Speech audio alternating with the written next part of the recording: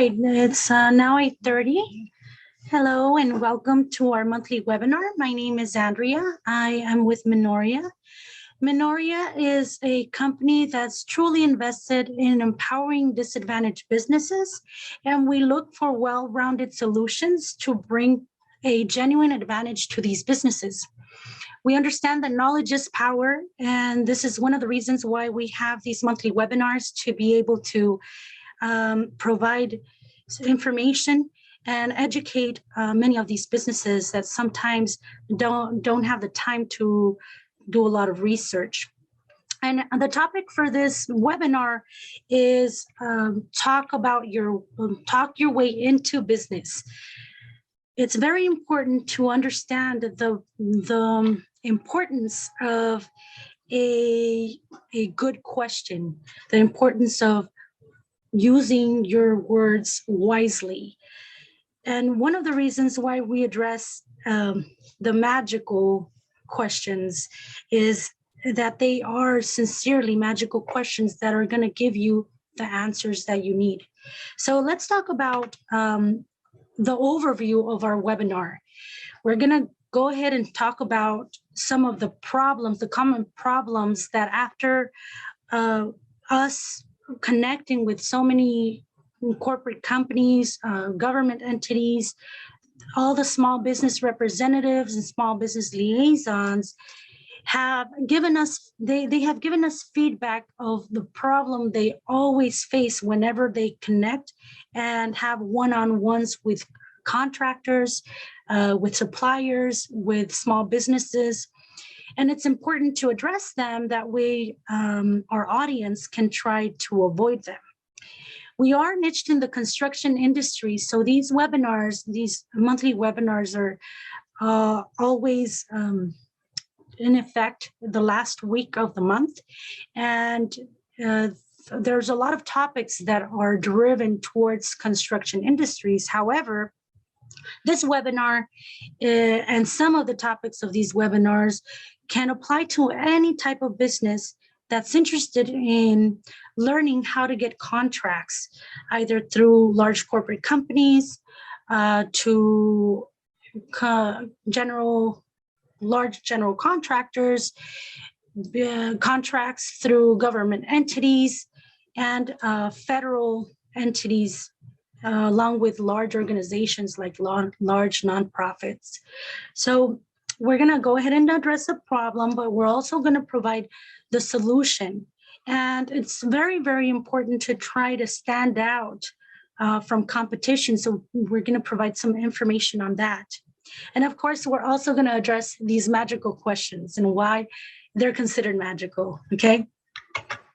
Now, before we start with the webinar, we want to make sure that the communication is there. So if you have, throughout the webinar, if you have any questions, make sure to address them in the Q&A section on usually on the bottom area. There's a bar and there's a chat section and the Q&A section. Make sure to address those questions on the Q&A section.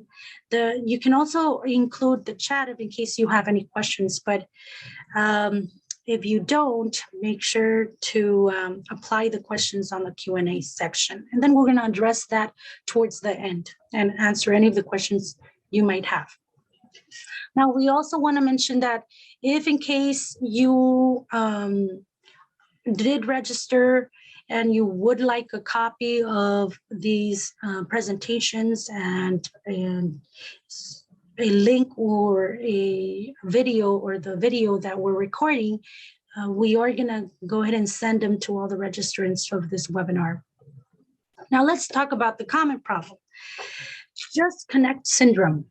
You're going to find a lot of businesses out there, a lot of business owners, many business development representatives, or just business sales representatives that will let you know that it's important to connect and find people that can refer you. However, it is important to connect. Relationships are very important when it comes to big business practices, but in this situation, you really want to consider your time investment in that type of connection. You want to be able to find and filter what are the really good connections that will get you to grow the way you want to grow, right? What is really the big picture of my business, and where or what do you want your business to become? It's important to understand that in order for you to address and identify where you want to get connected and who you want to pursue. Time is of essence, and of course, there's also monetary investment. So there's time investment and monetary investment. It's important for you to understand that both of them are important and crucial whenever you're factoring in connecting to be able to obtain a contract.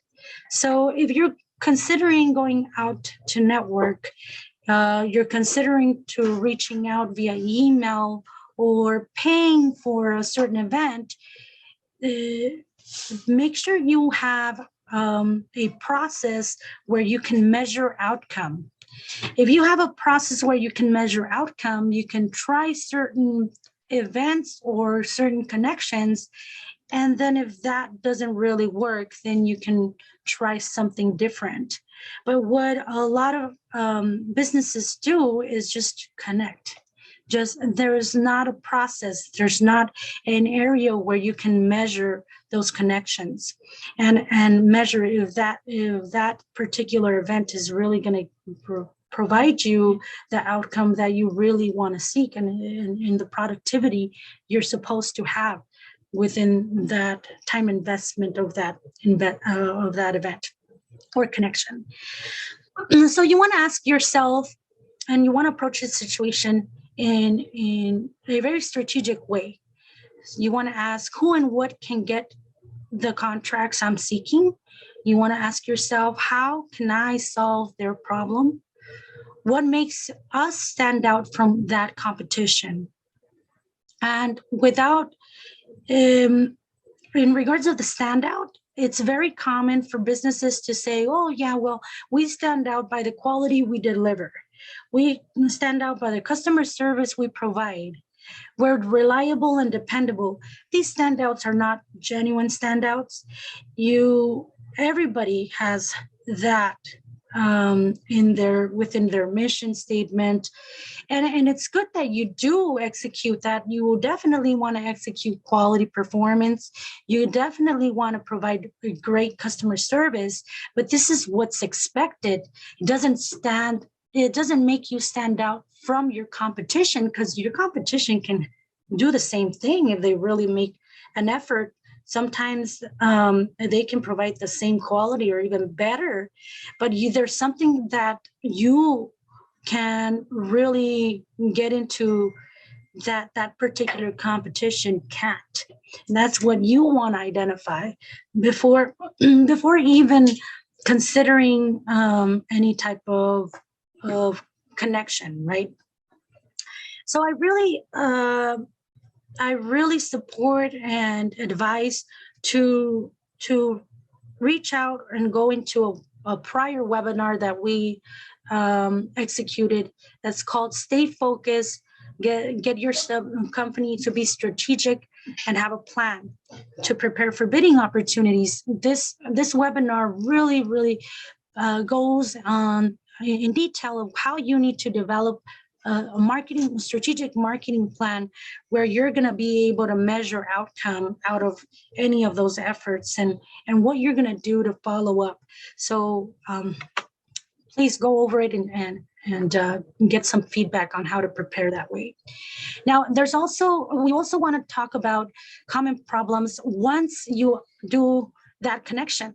So let's say you did all the research and you were able to identify and connect with a person that's going to be able to get you to a good corporate company, let's say Disney, Sony, AT&T. If you have already connected with a company that's accepted a one-on-one presentation or an interview, then it's important to deliver, to be in that interview. So there's some situations where maybe subconsciously or consciously, out of fear or the unknown, business owners tend to sort of avoid or hide from confronting or facing uncomfortable situations. And sometimes having that one-on-one can get you to bring some type of excuse, right? So these excuses can be from, I'm too busy to prepare for this meeting. I'm not even going to prepare. I'm going to go ahead and, wing it because because I know what my company does, and I can explain everything that we provide. Well, you got to remember that this interview is not a one-sided interview, especially when you're trying to get a contract. So, or you're trying to get some information of how to get opportunities through this organization.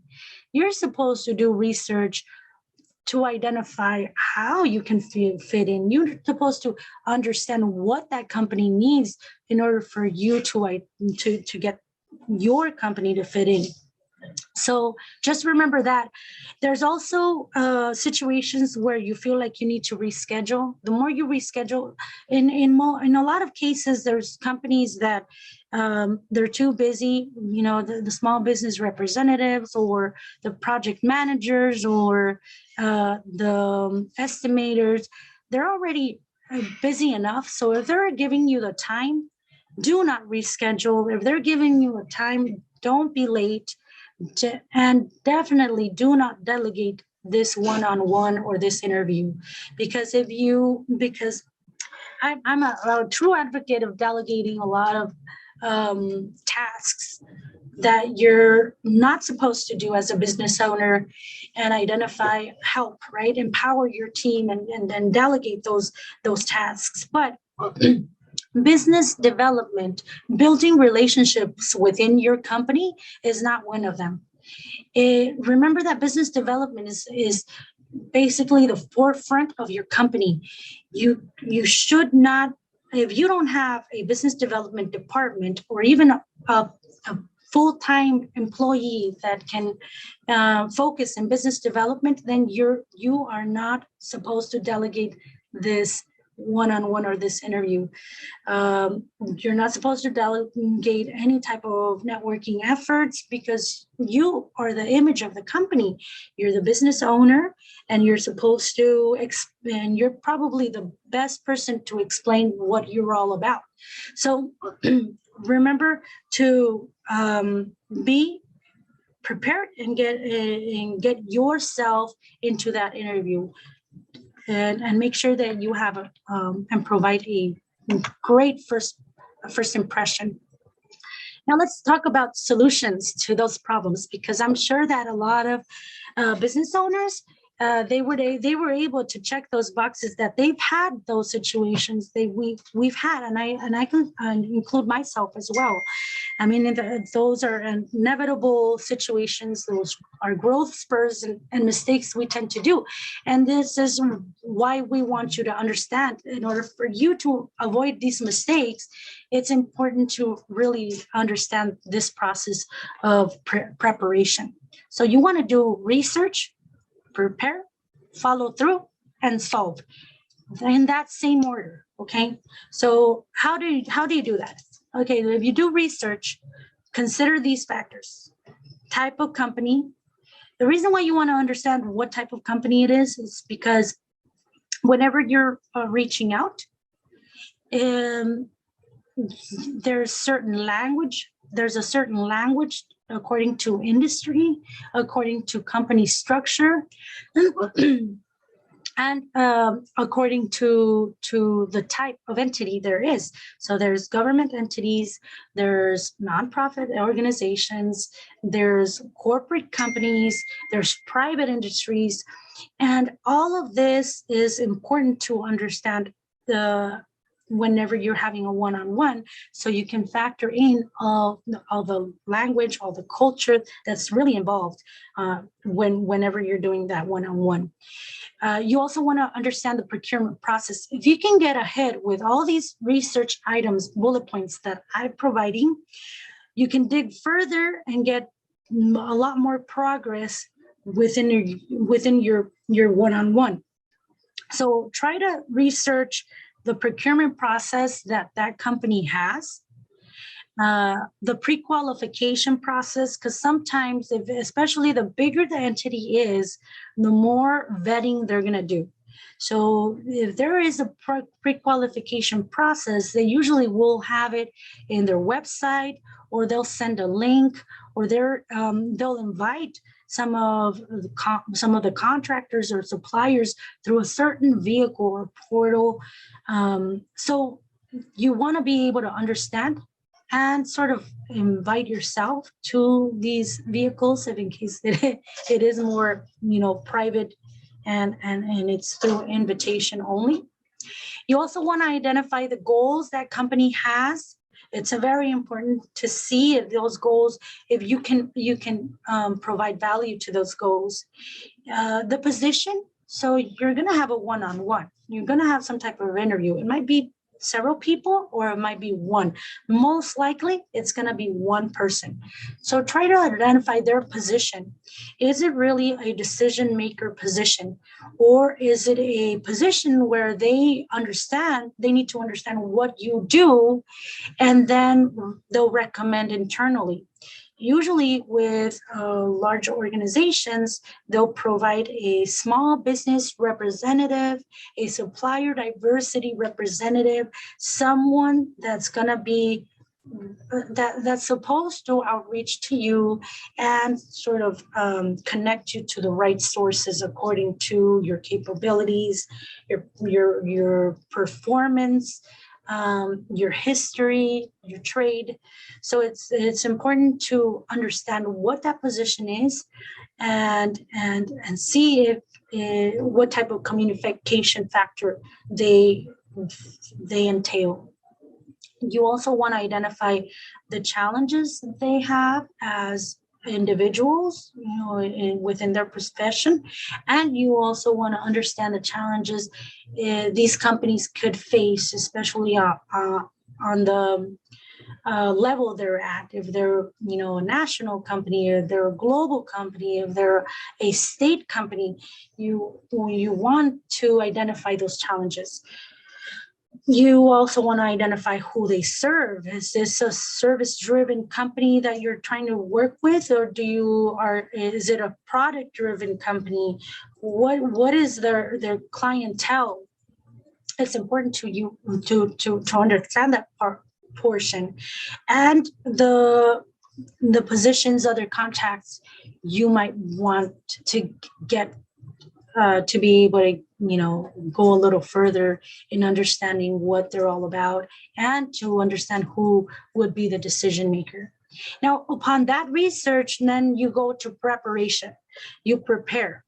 It's important to identify all those items and then create a communication tool or a marketing tool according to that research.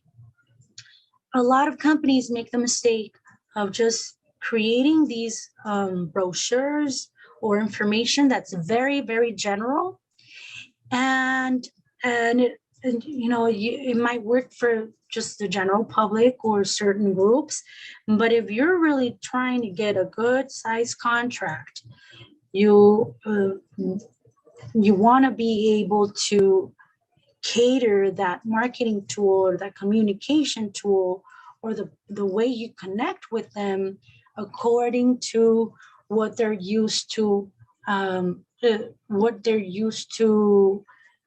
communicating with. Okay, so for example, I just gave you the example of the regulations and the company entities. So if you're trying to get a federal contract, you really want to talk about, the vehicles, the process, the procurement process that they have, how you can connect military enforcements. I mean, there's a lot of different language and ways to prepare according to that entity as of a corporate company. So whenever you connect or whenever you show a marketing tool, you can show that you are diligent and you understand the way they communicate.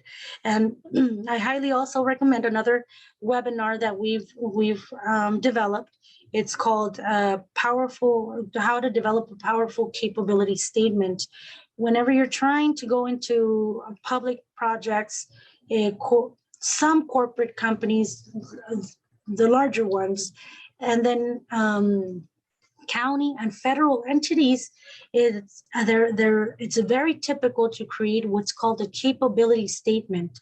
It's a one sheet or maximum two sheet form where they're going to be able to see everything from your insurance requirements to the type of service, to your team, to your history performance. It's a lot of information that you really need to have a critical thought process in order for you to explain what you do within a very small amount of content. You also want to identify your weaknesses. The reason why you want to identify your weaknesses and bring it out is because you also want to show how to overcome it. So one example would be, yes, I'm a small business. I'm reaching out to get a contract, and I know your contracts are usually high in volume, let's say in performance or in product development. However, even though we're a 4-member team, I do have resources to be able to get the team to grow, or I have resources or independent contractors that will serve to execute this particular process. It's always good to mention it before they mention it, because they can capture that right away, and they are going to ask. So be prepared for that. You also want to identify and toot your horn, identify your strengths, and upon those strengths, sort of get something, let's say a challenge that they're facing, and say, well, we're very good in providing some research, or we're very good in providing a delivery of a synchronized delivery of our performance. We clean after ourselves. We are able to provide manpower. Just bring in all your strengths and sort of match them to what what would be the solution for them, right? Or how they can overcome a challenge they're facing. And then show how that strength can be of value to them. Think of questions that they might ask. I already mentioned the weaknesses they're going to address that they're seeing in you. So make sure that you also address all the questions that they might answer, so you can already have those answers. You also want to develop a list of questions, which we're going to go a little further on what type of questions to ask, but make sure that you have them ready. So whenever it's time for you to talk, then you're not going to sound like you don't know what to say, right? It's very important to have a lot of confidence in what you know, provide not a lot of knowledge, show that you are capable of working with them. Now, the next step is following through. It's before and after the interview that you have to be very diligent in making sure that you perform. So before, it's when you're reaching out and you say you don't want to get things to get stuck. Is like I mentioned, a lot of these representatives are very busy. So if they are willing to meet with you and you have a yes from them, you got to take initiative and say, well, okay, great. Do you want to send the calendar invite or shall I? Where should we meet? Are we going to meet through a virtual meeting? Get all the details and make it as easy as possible for them. So if you can schedule the meeting, go ahead and schedule the meeting and make sure you do it right away. So they can accept, because before you know it, maybe you forget, and 3 days or 4 days after you realize that you need to schedule the meeting, and by that time they probably already scheduled it with someone else. So you gotta make sure that you send the email invite right away, right after you coordinate and they say yes to connect. You also, if in case they are asking for any information beforehand, if they're telling you to register beforehand to some type of portal that they have, do it. You execute, make sure you execute, and then inform them that you've already done that and that you're ready for the interview and you're looking forward to connecting. Confirm meetings, make sure that they realize that the meeting is up, especially if they scheduled it too far away, maybe 3 or 4 weeks ahead of time.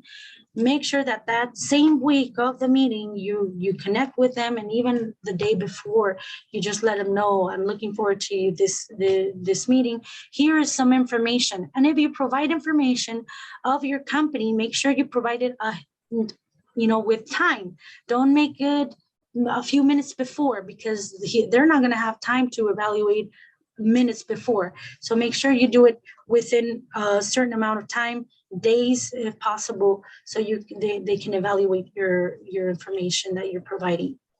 And then keep your word. If you're saying that you're going to follow up, especially after, if you're saying that you're going to register to this event, or you're going to go through the pre-qualification process, or you're going to get a certification, make sure you follow through and then let them know, communicate. Remember, maybe you get to your further certification and you're in the process.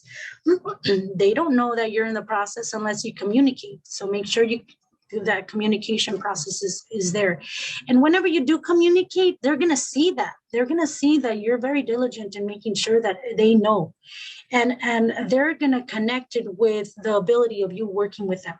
So it's important to communicate, especially in the construction industry. My general contractors, specialty contractors, I know you're very busy out there on the field, but make sure that you have help, or you go back to your office and send those emails, or do them through your phone, and make sure they look professional. And finally, it's solve a situation, solve a problem, solve a challenge. Make a list of all the solutions you're going to be able to provide because of what you do. Because by that time you already did the research. Remember, you already did the research of the challenges they have. So these are the solutions they can have, or they can have through your service, or through you as a person. Because you can be resourceful, and you can say, in the interview, maybe you found out that that person is going through a challenge in a personal level, or they're trying to find a doctor, or they're trying to find a vacation spot, and you just found out that there was a really cool vacation area that you're trying to do. If you connect in a personal level and you show them that you're not only trying to seek their business, but you're trying to build a relationship, that goes a long way. And of course, anything that has to do with business, right? So if if they have some type of initiative, let's say an outreach event, and they're needing a certain amount of contractors or businesses to be participating, then maybe you can say, well, I have a database of this amount of people, or I have a lot of connections. I can share your flyer, or I can share this information with them so they can participate. So that they know that, you are involved with a lot of the community efforts, you're involved with a lot of your industry efforts. And then I highly suggest, I know everybody's busy, but I highly suggest to volunteer and participate. If you really want to do business with this organization, that organization is most likely going to have some type of event, some type of cause, initiative, education, practice. Participate in that. Make sure that, or maybe they want to understand, or they have a difficult project that you might have some knowledge to, just and let them know. Sometimes whenever you're going through an RFP, a request for proposal, and you're developing this proposal, they communicate what they need out of the contractor. And if you specialize on something, let's say roofing, right? You specialize in roofing, and you realize that there's a certain scope of work that is more elaborate, and you have a better solution. Send an email, connect with them. That's really good. If you educate them in your field and let them know that there's ways of saving time and money, you can really get into their radar whenever you do that. All right, so now let's talk about how can we stand out. If you already do everything we reviewed, you most likely are already standing out, because a lot of businesses don't. They say they can do this, but they don't do it. They say they can perform or they can participate, and they don't participate. So whenever they see you active and you actually perform what you say you're going to perform, even if you don't have a contract yet, obviously with a contract you definitely need to perform, but before you have a contract and you're trying to get the contract, if they show that you told them that you were going to send an email and you did send it, that's already it's sad to say, but it's already an elevation from competition. You're standing out. But there's further areas where you can stand out from. And like I mentioned, it's not saying what your strengths are. That's not standing out, because a lot of companies have the same strengths. It's doing a little more than that. So one of them would be making sure that you understand your competition in order to stand out, right? So if you are, let's say, a supplier and you sell paper, well, you want to be able to identify who your competitors in paper are and who your real competitors are, because you can be in the same industry and you have a competition, but that competition is a huge organization that really you can't compete with that organization. So that's not really competition. They only sell the same product that you do, right? So you really want to understand who is at your level and how can you get to where you want to be. Once you understand that, then you can identify how to be different. Also understanding their challenges and understanding what they usually see that they don't like to see, and you doing the different, you being the different person that does overcome those challenges is a great way to stand out. What can you do different that other competitors can't? Ask yourself that, and then find out, brainstorm with your team. And then can you find specific niches that you can cater to? If you're construction and you're doing tenants improvements, are you, according to your past performance, maybe you work with ADA compliance, right? So any handrails and rails for disabled customers is a really good niche.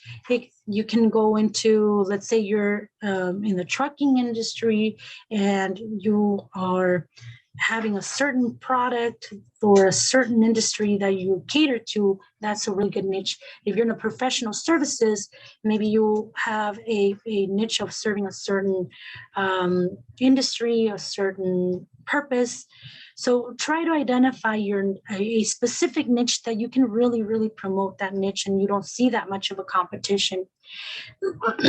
Understanding your purpose and how it aligns with the other companies is also a really good area of being able to compete or being able to stand out. Branding, presenting, marketing, it's very, very important. A lot of the construction companies don't understand the essence and importance of doing that.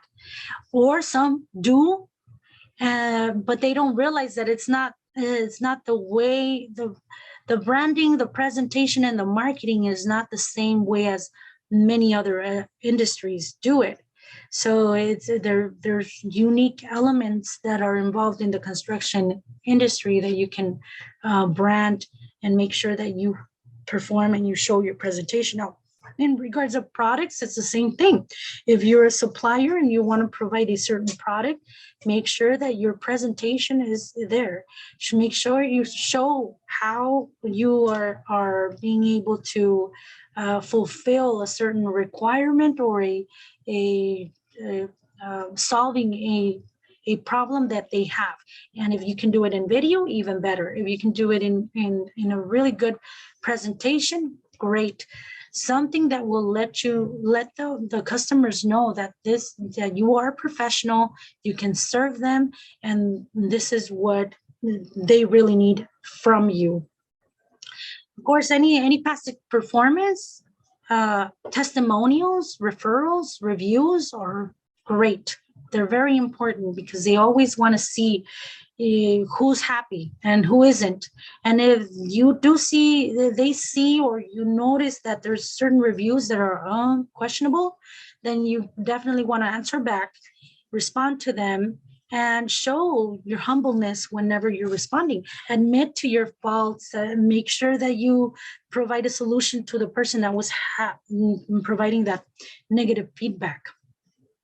And then just showing up more often, like you mentioned, volunteering and being a part of their initiatives or being a part of their events is very important. And if they see you or if they go to certain events that they're always there, like any of the organizational events, like the supplier diversity. Minority Supplier Diversity Council, National Minority Supplier Diversity Council, or the Women Business Entrepreneur, the WeBank. Those are great events where a lot of corporate companies go over there so they can have like one-on-ones with companies and identify suppliers or identify organizations.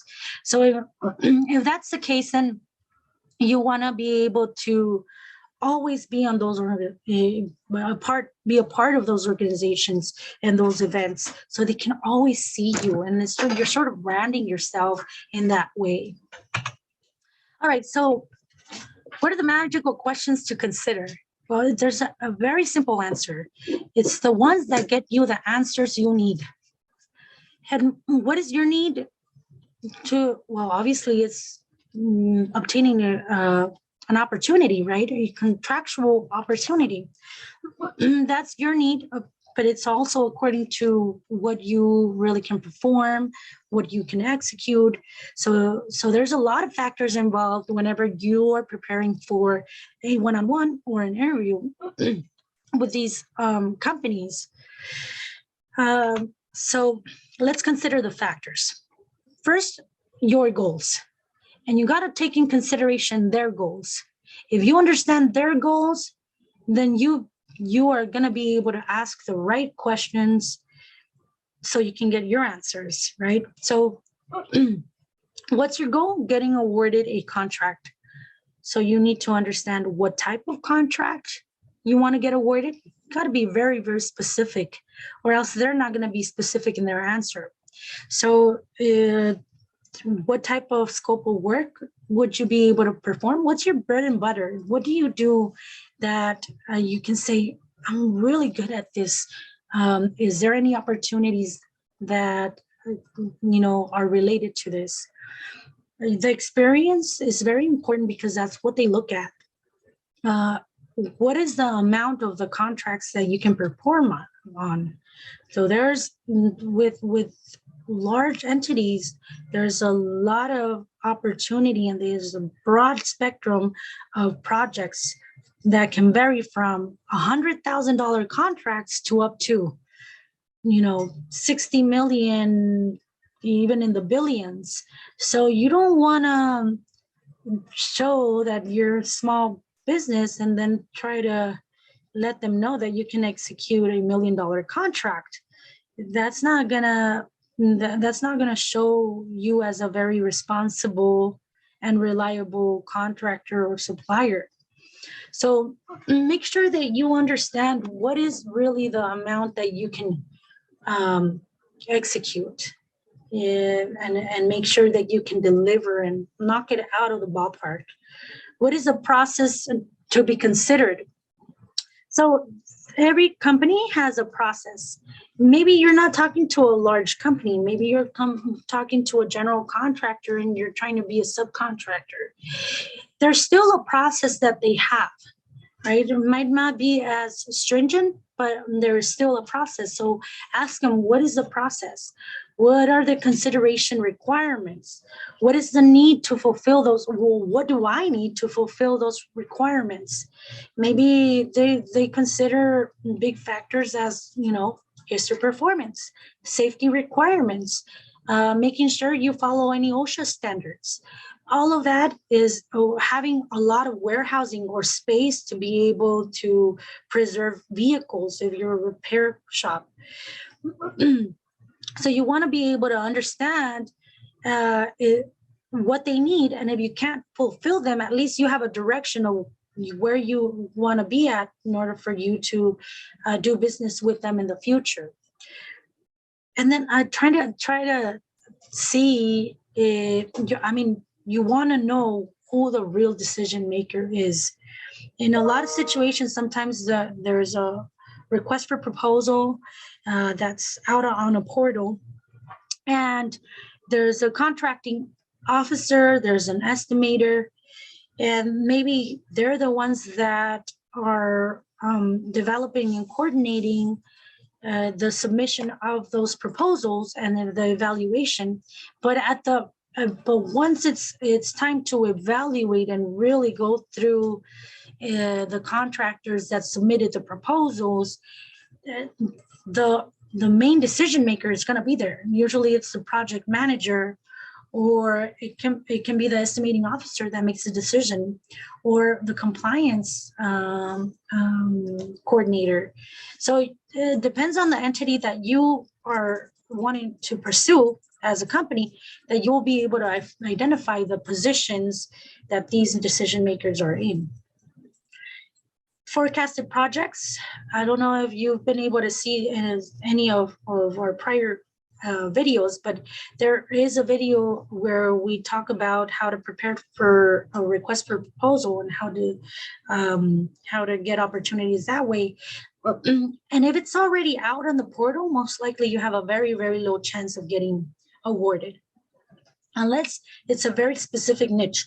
But in this situation, a lot of organizations already have an area where you can find out what projects are coming up within a year, within the 6 months, or within 2 years. So it's very important, especially those public projects. You also, and if you like those maintenance projects that last for 3-5 years, then you definitely want to do your legwork and your homework to find out where are those projects, when are they coming up, when are they renewing, and how you can prepare and get ready for those projects. And that's part of the questions you're going to be asking. How can you fit and align with their initiatives and goals? You really want to be able to get that answer. Where and what area might be a good niche or a good fit for their projects. Maybe you can't perform on a $20 million project, but they have the entity, the contractor that got awarded or is being considered. And maybe they could provide you a contact where you can reach out to them and see how you can fit in as a subcontractor. Now, let's talk about their goals. Their goals is to identify a responsive bidder or contractor or supplier or business that is an executioner. They execute and deliver on time. Their mission is to, or their goal is to complete any tasks that they are assigned to, any missions, any projects.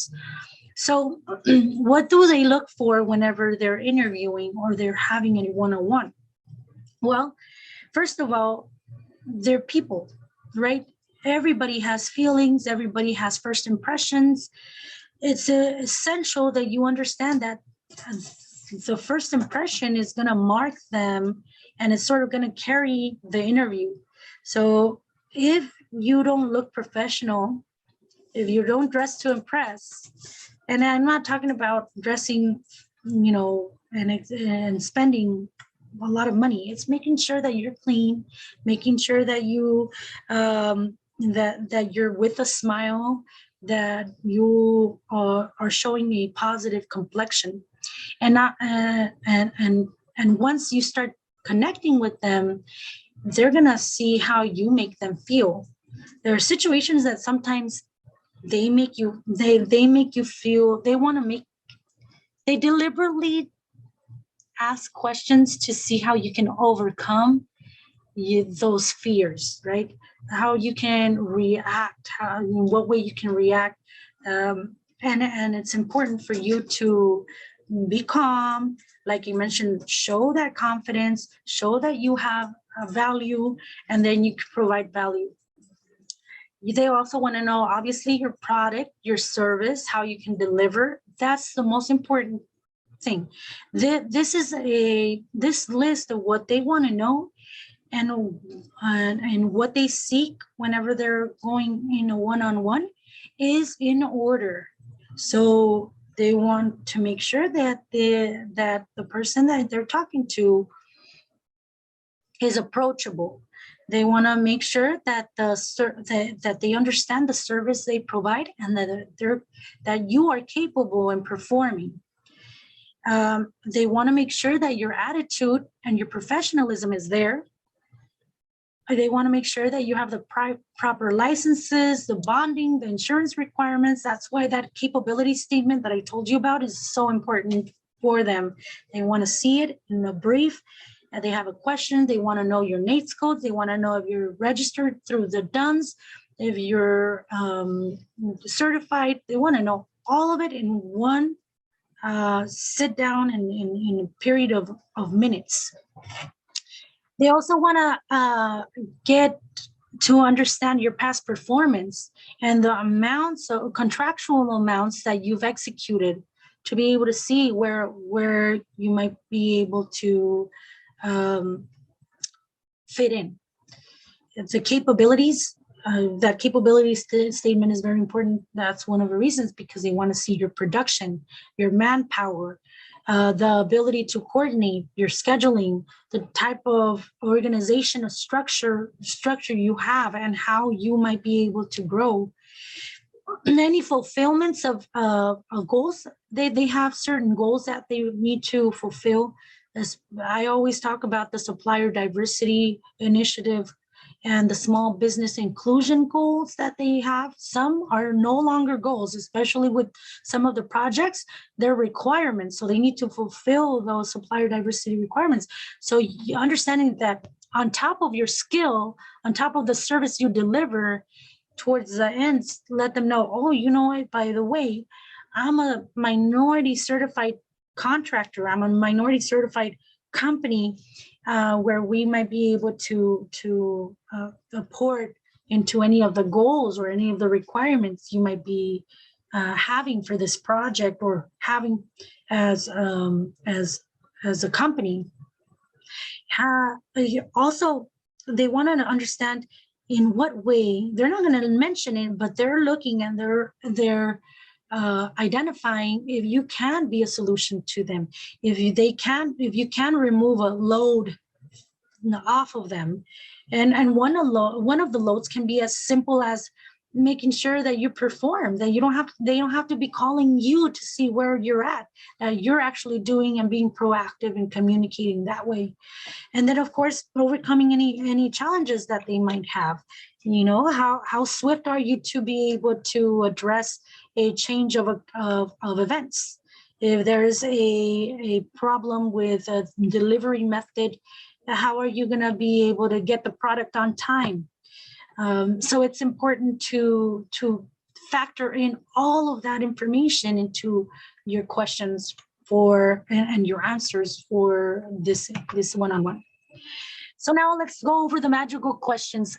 There's so many questions you can develop, especially according to your trade and industry, to your profession, the services you provide, the entity you're interviewing.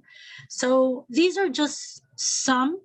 If you want to filter for contractors, especially, there's also other organizations like the transportation, anything related to transportation, anything related to labor intensive.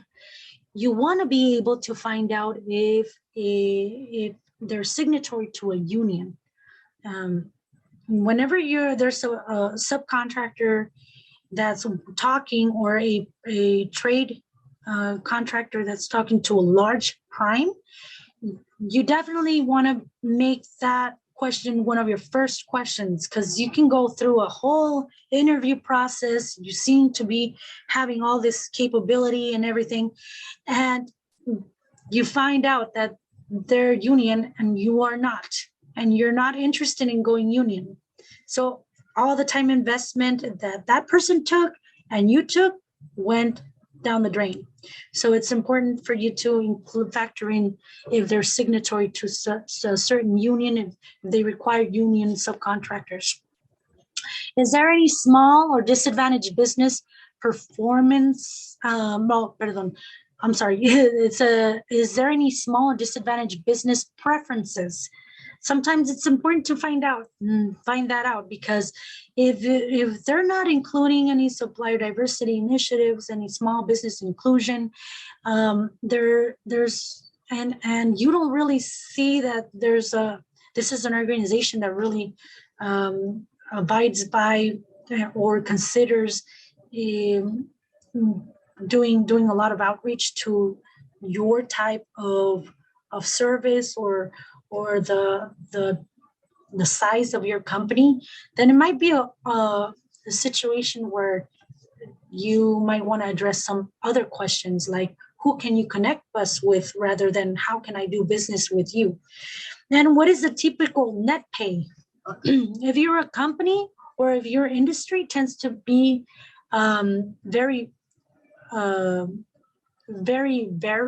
that has a variety and a lot of flexibility in regards of cash flow, or you have cash flow challenges, you definitely want to ask that question. What is your typical net pay towards a contractor or towards a supplier? Because in a lot of situations, a lot of these contracts involve you investing everything: overhead, payroll fees, material. So if you're going to be investing, let's say, up to $100,000 in material, overhead, and payroll, and you don't ask this question, and you come to find out that they take 90 or over 90 days, then you can be in a big situation, in a really, really complex situation, where you really want to avoid that. So ask that question. There's nothing wrong with asking that question. A lot of people sometimes feel like that's a very private question. No, you need to understand how they pay in order for you to make a decision if you want to do business with them.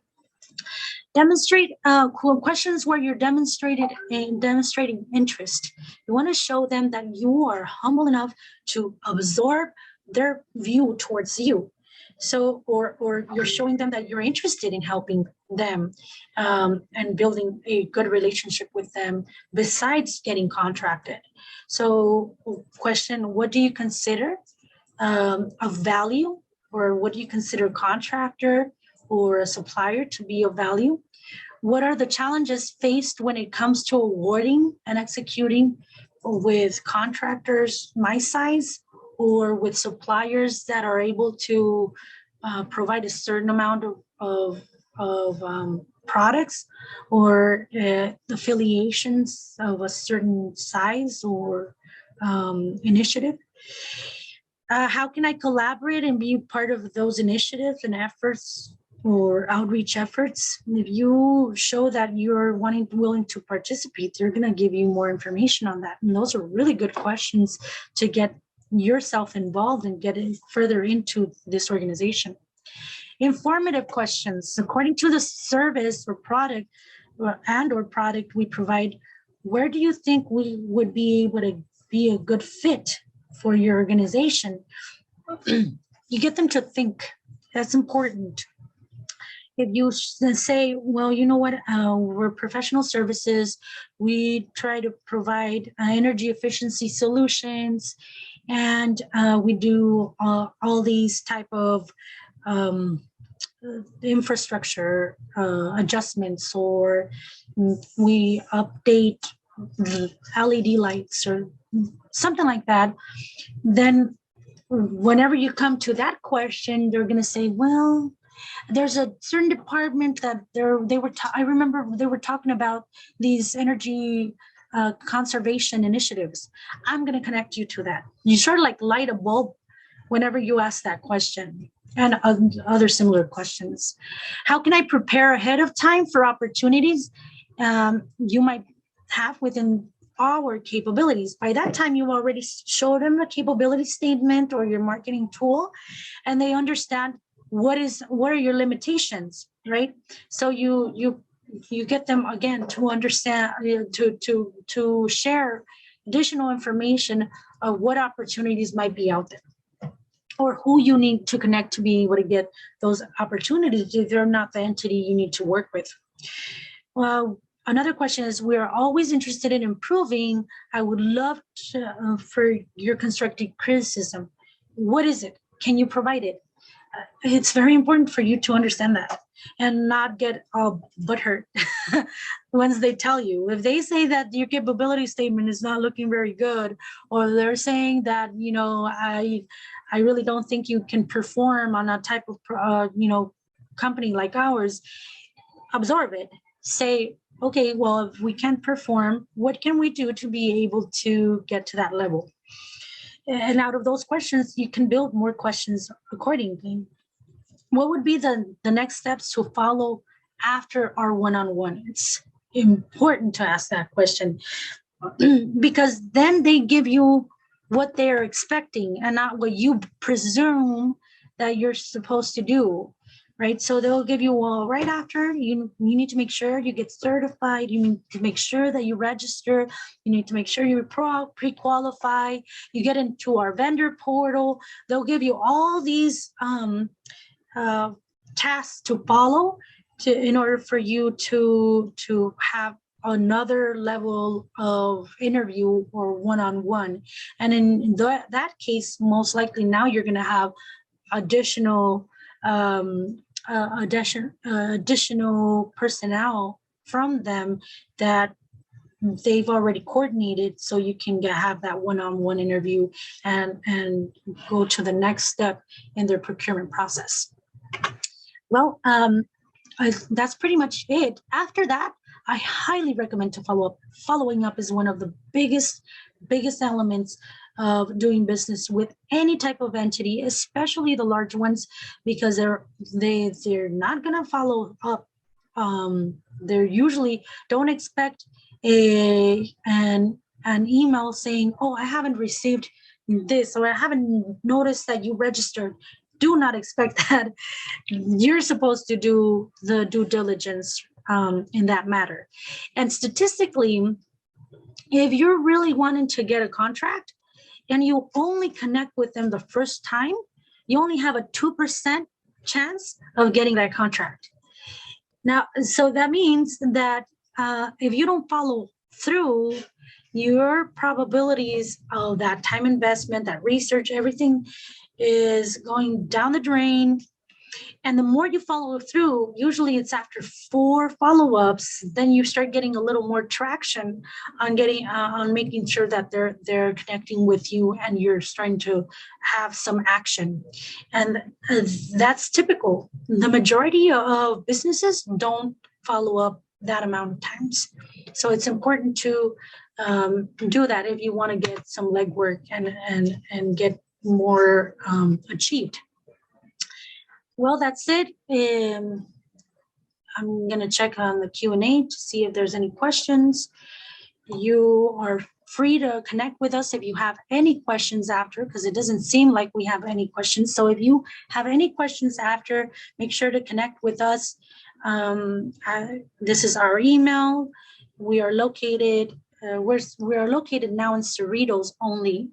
And our phone number is here, and make sure to address any questions, and I'll be glad to inform you or steer you to the right direction or answer the question in the best way possible. I encourage you to subscribe to our YouTube channel. The link is there, but if in case you want to search us up, it's Menoria.ca on our YouTube. And then we highly recommend that if in case you want to be able to understand where you're at in regards of your capacity, your company capacity, and you want a little bit of a direction, we do provide these free assessments where we'll give you free resources, where to improve, who to go, what entities are out there that can give you more direction, free of cost. We also can recommend any construction niche or niched professionals that you want to start building relationships with, because you're obviously looking forward to growing and vastly growing. You also want to have a list of, or you're going to be having, or we're going to be providing a list of organizations and associations we highly recommend to be a part of, so you can get to know more people in your industry, your competition, and then also potentially get work.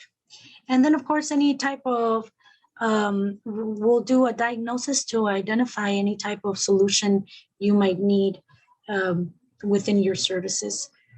So I think, like I mentioned, we are going to provide this presentation in a hyperlink email where you can refer to any of the links that we have provided and any of the references that we've provided. Otherwise, I think we are done with our webinar. Thank you so much for joining us, and we'll see you next month. Bye, everybody.